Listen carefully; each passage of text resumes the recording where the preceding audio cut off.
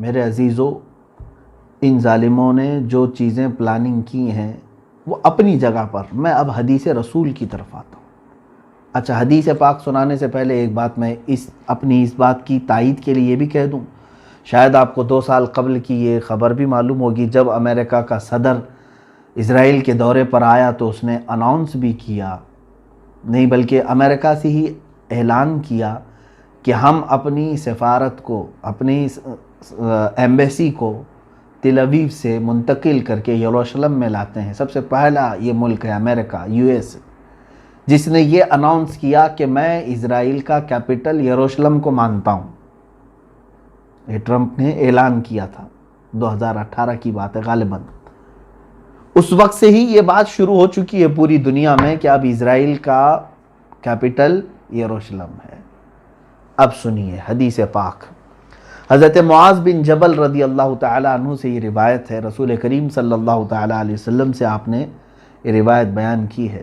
اللہ کے حبیب صلی اللہ تعالیٰ علیہ وسلم نے فرمایا، عمران بیت المقدس خراب یثرب، وخراب یثرب خروج الملحمۃ، وخروج الملحمۃ فتح قسطنطینیت، وفتح قسطنطینیت خروج دجال، او کما قال النبی صلی اللہ علیہ وسلم۔ اس کے بعد حدیث کا ایک ٹکڑا ہے، اس میں جو ترتیب وار باتیں بیان کی گئی ہیں وہ بہت توجہ سے آپ سنیں۔ اللہ کے نبی صلی اللہ علیہ وسلم نے فرمایا بیت المقدس کی آبادی ہوگی، بیت المقدس کے ارد گرد آبادی ہوگی، مدینہ ویران ہوگا۔ مدینہ طیبہ کی بات کر رہا ہوں، رسول کریم صلی اللہ علیہ وسلم کے مدینے کو ویران کیا جائے گا۔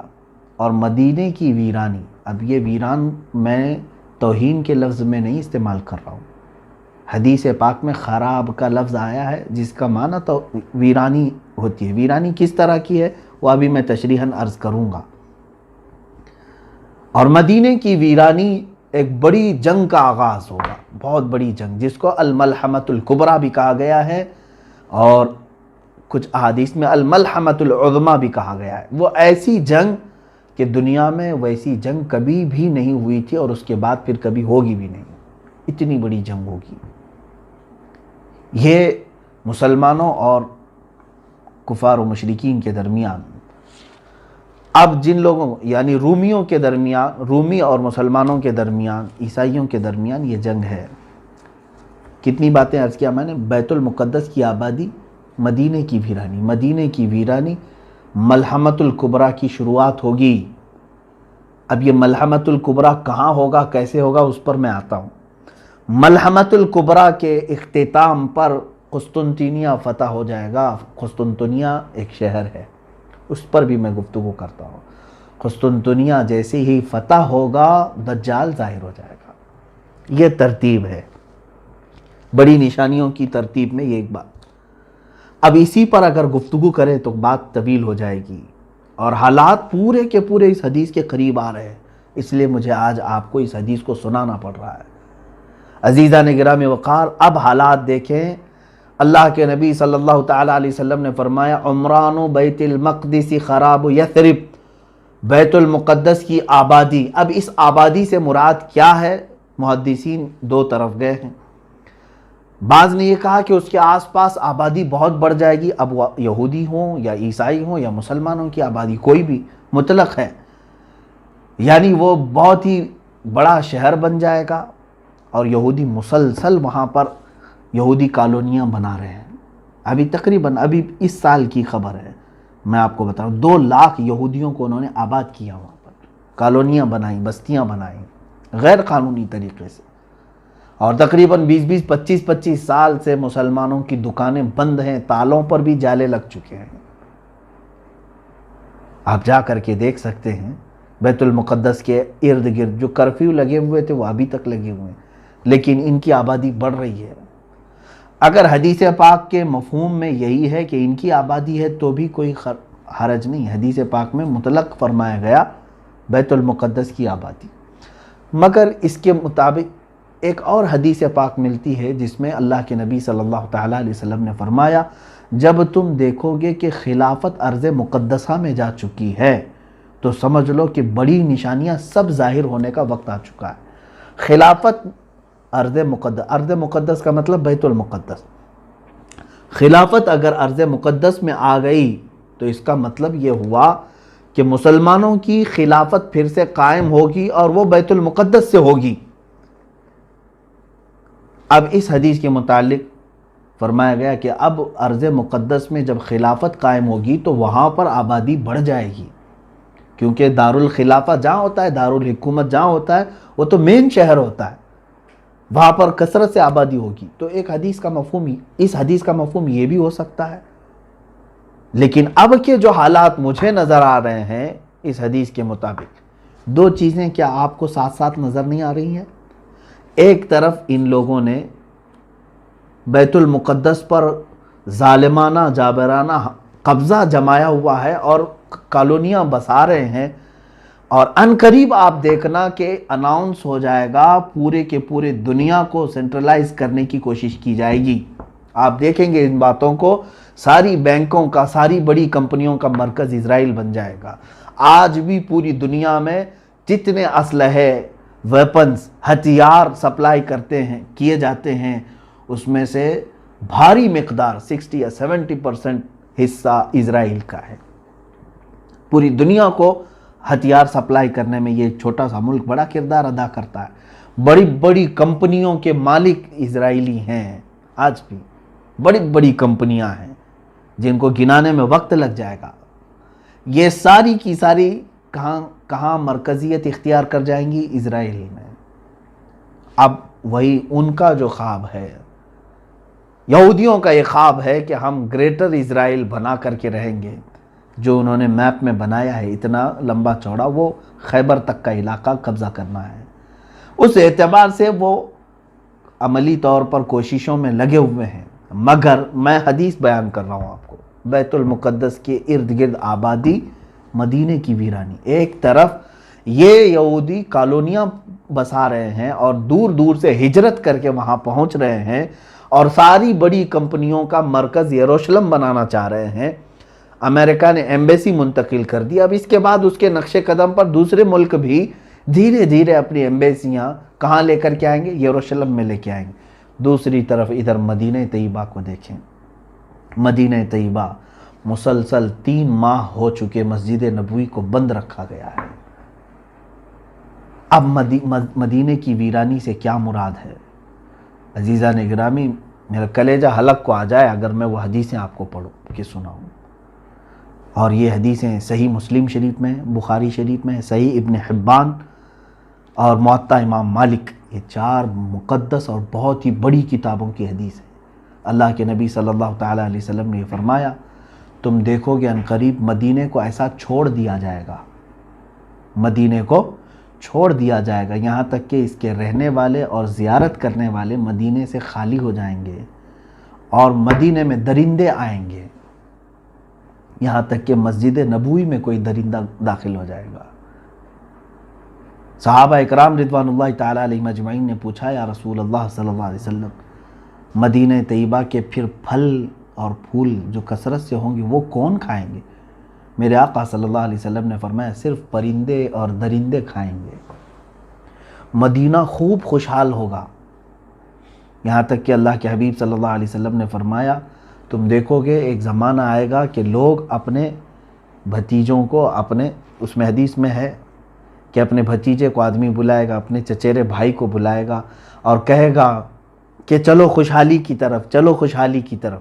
کہاں؟ مدینے میں رہنے والے لوگ یہ بول کر کے مدینہ چھوڑ کر کے جائیں گے، خوشحالی کی طرف چلو۔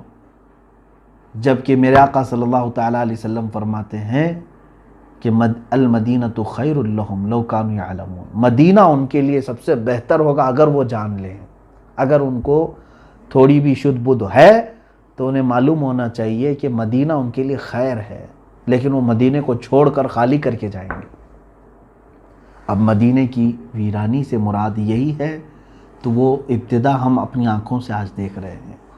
مدینہ طیبہ میں رہنے والے لوگ، ہم جیسے لوگ تو دور پڑے ہوئے ہیں، میرے آقا صلی اللہ تعالیٰ علیہ وسلم کی چوکھٹ کے بوسوں کے لیے ہم منتظر ہیں، کئی موسم آئے چلے گئے، رمضان بھی گزر گیا، حج بھی گزر گیا. یہ وہ موسم ہوتے ہیں کہ حجاج کی زبانوں سے لبیک سنتے ہی میرے آقا کی یاد آ جاتی تھی کہ یہ نبی کونین صلی اللہ علیہ وسلم کو سلامی پیش کرنے کے لیے جا رہا ہے. مگر یہ سارے موسم گزرتے گئے میرے عزیزو، ہم تو دور بیٹھے صرف ترستے رہ گئے، لیکن جو مدینہ طیبہ میں موجود ہیں ان سے بھی آپ پوچھیں.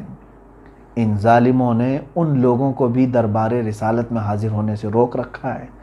محض ایک بیماری بہانہ، کورونا وائرس کے بہانے پر روضہ رسول صلی اللہ تعالیٰ علیہ وسلم کے سامنے آنے جانے کی پابندی ہے. اگرچہ ان لوگوں نے تھوڑی مسجد کھولی ہے، کچھ مخصوص علاقے کھولے ہیں، لیکن مسجد نبوی روضہ رسول صلی اللہ تعالیٰ علیہ وسلم پر حاضری نہیں ہے.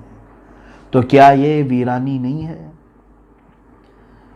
عبادتوں کا نہ ہونا یہ سب سے بڑی ویرانی ہے، اور وہاں کے لوگوں میں یہ تمام چیزیں آئیں گی. میرے عزیزو، اس سلسلے کو سن کر کے آپ یہ مت سمجھنا کہ میں نے مدینہ طیبہ کی بے ادبی کی ہے. سچ بتاؤں، زندگی کی صرف ایک ہی خواہش ہے کہ اللہ رب العزت اگر ہماری کسی نیکی پر کوئی اجر دے گا تو میں صرف اتنی طلب رکھتا ہوں کہ مولا مجھے جنت البقیع میں دفن عطا کر دے.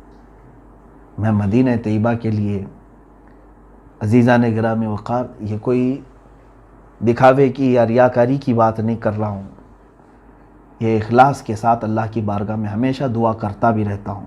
مگر ان حدیثوں میں جو باتیں ہیں اس کو آپ یہ نہ سمجھ لیں کہ کیا مدینہ ایسا ویران ہو جائے گا. یہ تو میرے مصطفیٰ کریم صلی اللہ علیہ وسلم نے بیان فرمایا.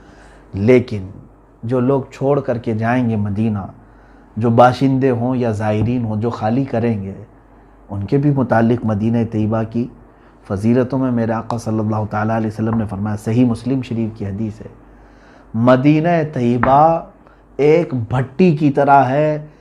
آگ کی بھٹی جس طرح سے ہوتی ہے کہ لوہے کو اس میں ڈالیں تو جس طرح سے بھٹی میل کچیل کو نکال دیتی ہے، سونے کو آپ سونار کے پاس دیں وہ تپاتا ہے آگ میں، جتنا ویسٹیج ہے وہ نکل جاتا ہے، پیوریٹی باقی رہتی ہے. میرے آقا صلی اللہ علیہ وسلم نے فرمایا مدینہ ہر خبیث کو اپنے اندر سے نکال کر باہر کرے گا، صرف وہی رہ جائیں گے جو طیب ہوں گے، صرف وہی رہ جائیں گے. یہ چند دنوں کے لیے ہو سکتا ہے مدینہ طیبہ کی ویرانی، لیکن دوسری حدیثوں میں یہ بھی ملتا ہے. اللہ کے نبی صلی اللہ تعالیٰ علیہ وسلم نے فرمایا دجال مدینے میں نہیں آئے گا، یاجوج ماجوج مدینے میں نہیں آئیں گے، بڑے بڑے فتنے مدینے میں نہیں آئیں گے. اور میرے آقا صلی اللہ علیہ وسلم نے یہ بھی فرمایا ان الایمان لا یأزر الی المدینہ کما تأزر الحیۃ الی جحرہا. ایمان پوری دنیا سے لوٹ کر کے مدینے میں ایسا آ جائے گا جیسے سانپ گھوم پھر کر کے واپس اپنے سوراخ میں آ جاتا ہے، اپنے بل میں جیسے آ جاتا ہے سانپ. اللہ کے حبیب صلی اللہ علیہ وسلم فرماتے ایمان مدینے میں رہ جائے گا. تو ویرانی سے مراد یہ نہیں ہے کہ ہمیشہ کے لیے خراب ہو جائے گا، یہ چند دنوں کے لیے ہو سکتا ہے. مسجد نبوی شریف کی اذانیں اور مسجد نبوی شریف کی نمازیں بند کر دی جائیں گی. وہ تو ہم اپنے آنکھوں سے آج دیکھ رہے ہیں، اذانیں ہو رہی ہیں، نمازیں جس طرح سے بھی وہ لوگ ادا کر رہے ہیں. حد ہو گئی میرے عزیزو، حد ہو گئی. ارے لوگ تو وہاں مرنے کی تمنا رکھتے ہیں. اگر کوئی بیماری کا مسئلہ اس طرح سے ہوتا کہ جان لیوا ہے تب تو ہم سمجھتے، لیکن جس بیماری کو تم لوگوں نے آج پوری دنیا میں ڈر اور خوف کا ماحول بنا کر لوگوں کو وسوسوں میں ڈال رکھا ہے، یہ بیماری سردی اور بخار سے زیادہ کچھ نہیں. یہ میں بڑی بات کہہ رہا ہوں، اگر تو مجھے پکڑیں میرے عزیزوں. میں صرف اس لیے کہہ رہا ہوں کہ کینسر سے اتنے اچھے ہوتے ہوئے لوگوں کو آج تک میں نے نہیں دیکھا، HIV سے اچھے ہوتے ہوئے، کیور ہوتے ہوئے اتنے لوگوں کو نہیں دیکھا. میں صرف اگر اپنے انڈیا کی بات کروں تو 4.5 لاکھ لوگوں کو آج یہاں بتا رہے ہیں، جس میں سے تو 3 لاکھ اچھے ہو چکے ہیں. اتنی بڑی تعداد اگر اچھے ہو سکتے ہیں، کیور ہو سکتے ہیں، تو یہ بیماری جان لیوا کیسے ہو گئی؟ اس کو جان لیوا کہتے ہیں. اس سے زیادہ خطرناک تو BP ہے، شوگر ہے. کبھی بلڈ پریشر والوں کو صحیح ہوتے ہوئے سنا ہے آپ نے؟ شوگر کے مریض کو کیور ہوتے ہوئے سنا آپ نے؟ وہ چلتا رہتا ہے کنٹینیو موت تک. اس بیماری کو اتنا بڑا بنا کر کے کیوں خوف کے ماحول میں لوگوں کو مجبور کیا گیا ہے آج؟ اس سلسلے میں پھر کبھی میں گفتگو کرتا ہوں. ان کی نیت صاف نہیں ہے. پوری دنیا ظالم بنی ہوئی ہے اور اس ظلم کی چکی میں عوام، غریب، سارے لوگ پیس رہے ہیں.